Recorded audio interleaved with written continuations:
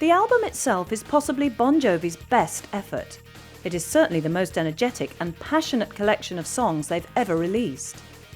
Keep the Faith and the later hit single I'll Sleep When I'm Dead summed up the new attitude of the band, all or nothing. They did so with the melodic quality that had become a trademark of the band, as well as a newfound energy and power, not least because of Bob Rock's sharp-edged production. Bon Jovi's impressive comeback made headlines the world over. Suddenly, all the doubts over the band's future were laid to rest, and even the most cynical critic was forced to acknowledge that Bon Jovi were not just a bunch of rock dinosaurs. For the band, it was pretty much business as usual, with the annual Christmas charity show being expanded to 2 dates, while the huge Keeping the Faith tour was organised. Bizarrely, Jon Bon Jovi's first public appearance since their comeback was almost somewhere entirely different. Like many celebrities, Jon had arranged to attend the 27th Super Bowl to watch the most important American football game of the year. As usual, a well-known singer, this time country star Garth Brooks, would sing the national anthem. On this occasion, however, the notoriously hot-tempered Brooks argued with the television company, eventually refusing outright to sing the national anthem. The Super Bowl committee, concerned that the anthem would not get sung, approached Jon in his seat in the stands. Understanding the problem, he immediately volunteered to stand in for Brooks. The performance went ahead as planned, however, with Brooks finally giving in and agreeing to sing. Soon afterwards, the band set out on their latest world tour. Starting in February in Canada, the tour would circle the globe before returning to the United States in August. Meanwhile, successive singles from Keep the Faith continued to climb into the higher reaches of the charts on both sides of the Atlantic. In total, 6 singles would be released, all of them entering the British Top 20. Dry County, the best of the new singles, continued with the Western theme of the Young Guns 2 soundtrack, although in a more mature and less Hollywood vein. By the end of the year, Bon Jovi had once again decided to take a break.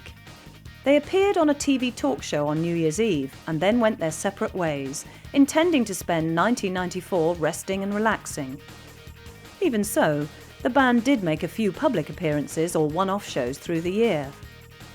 In October, a new single was released, taken from the forthcoming Greatest Hits compilation. One of Bon Jovi's best ballads, Always, proved to be their most popular single for several years.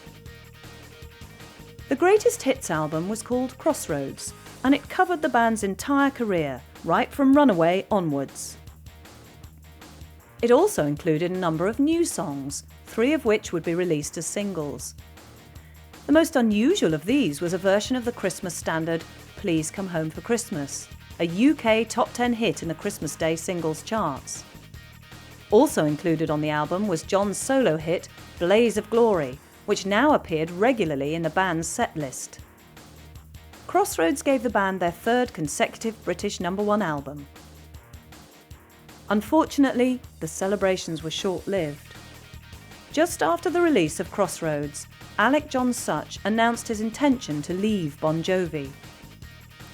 The bassist had become increasingly disenchanted with the rock and roll lifestyle, preferring to remain at home with his family rather than on the road with the band. Rumours emerged that Alec had hardly appeared on any of the band's albums, with the bass parts being left to session musicians. Alec was allegedly just a live musician who replicated the parts on stage with little or no creative input. Sources close to the band revealed this to be true. Alec himself eventually came forward and confirmed the rumour, saying that it had never been a problem because the session players always came up with better music than he did. Those same session musicians would now be hired on a more permanent basis. The new lineup's first live appearance was at the Z100 Acoustic Christmas at New York's Madison Square Gardens. Bon Jovi had become widely respected as an acoustic act, with many of their songs transferring successfully to the different medium. The concert also featured Sheryl Crow, Weezer, and the oddly named Toad the Wet Sprocket, all playing before a sellout crowd of nearly 20,000 people. The year ended on a good note, with wedding celebrations. Ritchie was tying the knot with his long-term girlfriend, actress Heather Locklear. Heather had previously been married to Tommy Lee, the hell-raising drummer from fellow 80s rockers Motley Crue. Since then, she had traded in the hard-drinking Tommy Lee for the more reliable Ritchie. There were 2 ceremonies, one a quiet affair in New Jersey for just the couple, and then a full ceremony in Paris for friends and family. The wedding was a fitting end to another good year for Bon Jovi.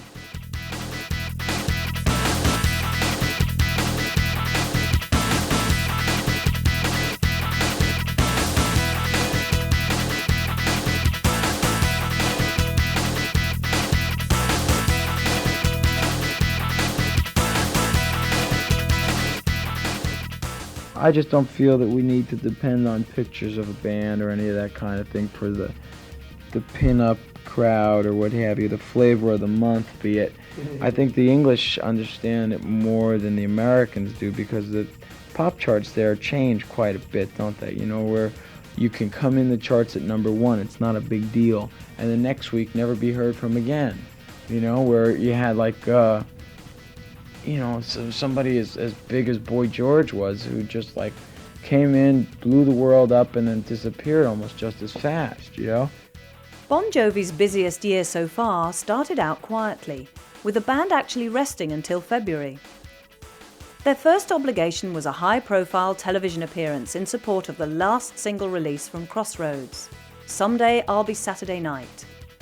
Soon afterwards, John appeared on his own at a benefit concert for the Rainforest Foundation, performing Blaze of Glory, as well as a number of Bon Jovi hits. After that, it was back on the road for what would be their biggest world tour for the past decade. Early on in the tour, they appeared at the prestigious World Music Awards in Monte Carlo. Watched over by the Prince and Princess of Monaco, as well as some of the most important names in the record industry, Bon Jovi delivered a passionate rendition of Always. Although they weren't nominated in any of the categories, the band were one of the highlights of the show. Any pleasure they might have felt at this was swept away by events 3 days later, however. After flying halfway across the globe, Bon Jovi was scheduled to play a concert in Jakarta, Indonesia. Indonesia is a Muslim country with a notoriously harsh attitude to Western music. The military-aided government of the country has often stated that rock music leads to civil unrest and rarely allows such bands to play in the country.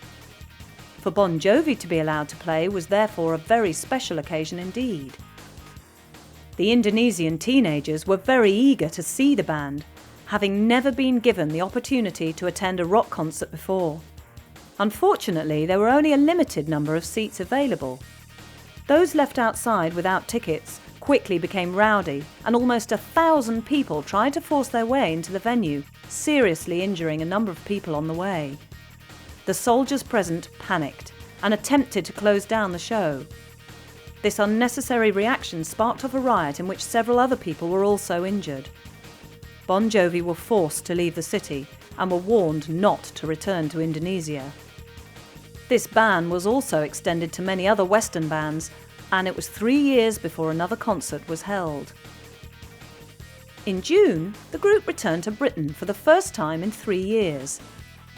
They performed at Wembley Stadium in front of a crowd of 80,000 people, one of the largest of the tour. Extra dates around the country were also added, allowing fans in Wales, Scotland and Ireland to see the band. During their stay in London, they played an impromptu show on the banks of the River Thames, performing acoustic versions of several of their hits. Word quickly spread around that Bon Jovi were busking on the riverside, and before long, a crowd of 500 people had gathered to watch this special occasion. On July the 1st, they released their 6th studio album at a special presentation in London. Later that evening, they performed the first of 2 shows supporting the Rolling Stones, currently in the middle of their 2-year Voodoo Lounge tour at the Paris Sports Arena. These 2 shows were also sold out, as were most of the dates on the Rolling Stones tour. Having been fans of the band since they were teenagers, Bon Jovi were very happy to be supporting their childhood heroes.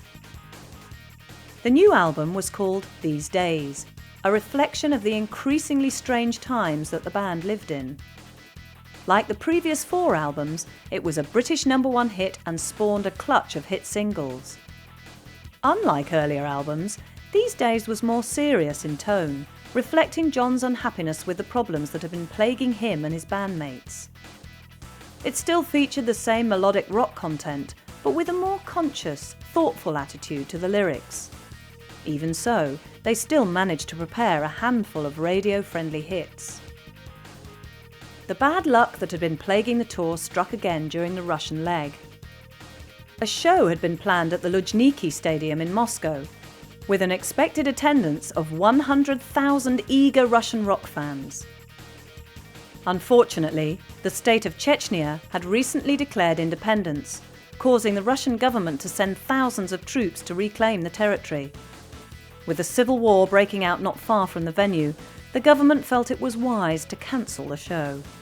The move was unpopular, but there was little that could be done about it. Further problems came when a Foreign Office administrator heard that John was to be the guest DJ on a popular radio show. Even though it would be unpaid labour, this would breach the terms of his work permit, which stated that he could only act as a musician whilst within the borders of the country. John still appeared on the show, but simply as a guest to be interviewed, not being allowed to play records. Although not a major hold-up, it did disrupt the radio station's schedule and disappoint many fans who'd been looking forward to the show. On a lighter note, Bon Jovi did receive the Best Rock Act trophy at the MTV Europe Music Awards in November. The band returned to Paris for the ceremony and performed their latest single, Something for the Pain, which was steadily climbing up the UK charts, having already peaked in America. The next year would be a little easier on the band, although it would be some time before their run of bad luck finally stopped.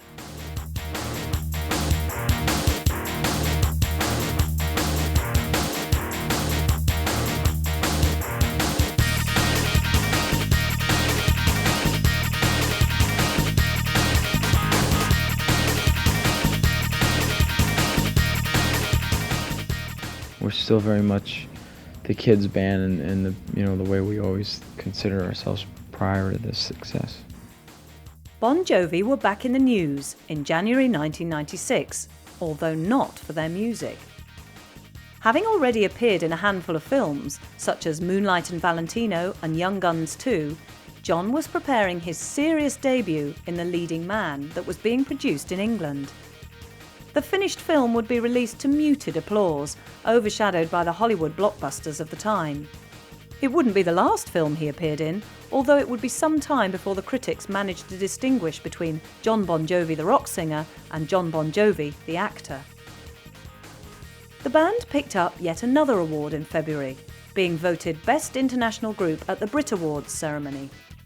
Even though they were still a successful chart act in the UK, the British press had always been a little cold towards the band, as if they suspected them of being irrelevant in the age of Oasis and Radiohead.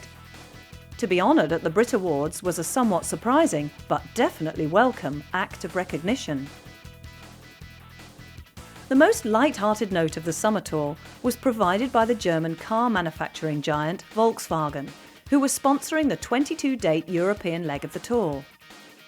As a promotional move, the company produced 3 commemorative Bon Jovi Golf models, selling for an incredibly high price. Unsurprisingly, there were no immediate buyers, and the Bon Jovi Golf attracted many humorous remarks from the European press. The third Bon Jovi wedding took place in September, with drummer Hector Tico Torres marrying supermodel Eva Hertzigova, the woman most famous for the Hello Boys Wonderbra adverts. The ceremony took place in Torres' hometown of New Jersey, with John and Richie serving as ushers. Unlike John's wedding, it was a highly publicised affair, with the press turning out in force to catch a glimpse of the rock star and the supermodel. 1997 was another time-out year for the band, with everyone except the workaholic John being exhausted by the heavy schedule of recent months. Even John withdrew from musical and theatrical activity for the first few months of the year, preferring to focus on his songwriting in the seclusion of his own home, rather than in the band environment. The fruits of these efforts were released in June as his second solo album.